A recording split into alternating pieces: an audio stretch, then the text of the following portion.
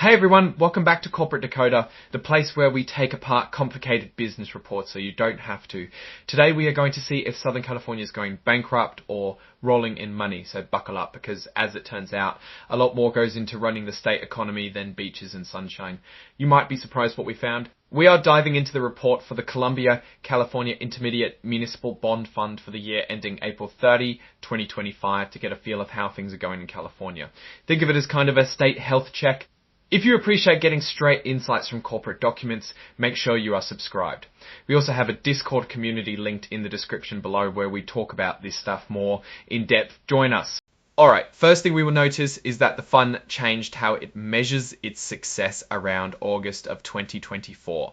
Previously, it was measured against a more specific index for California bonds, but now they also look at the broad Bloomberg Municipal Bond Index, which is a wide average for the USA. So after August, it is measured with two different yardsticks. This can make it hard to know exactly how well the California-based fund is performing compared to California bonds specifically. So let's dive into the numbers and see what they tell us about this fund specifically.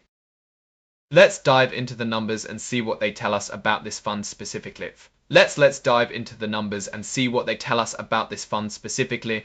Let's dive into the numbers and see what they tell us about this fund specifically. Let's dive into the numbers and see what they tell us about this fund specifically.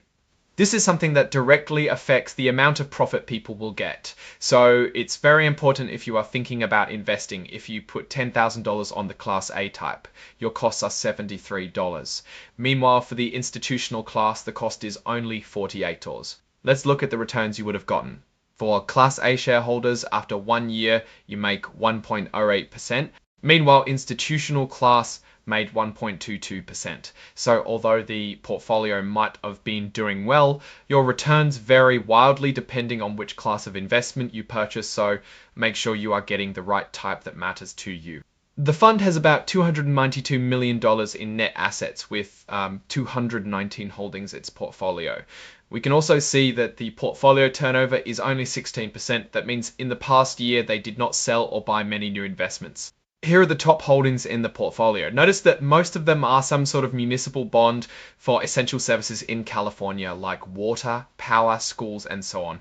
There are a long list of municipal bonds in the portfolio, so it suggests the investors are trying to prioritize stable returns and essential services in the California area. The fund has changed its rules so that it can play with a few more financial instruments to attempt to get incremental income. Things like municipal securities or the MMD can also be used to hedge against changes and manage the duration of the fund. These can all help smooth out income. Next up, we see the business practices of the fund and that everyone signs a code of ethics promising to behave.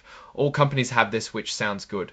The report lists a bunch of names that are financial experts in the audit committee. These are the people in charge of making sure everything is correct from a financial standpoint. We also get a look at the fees for the auditors and see some numbers for both this year and last year. For example, the audit fee for this year was about $32,000.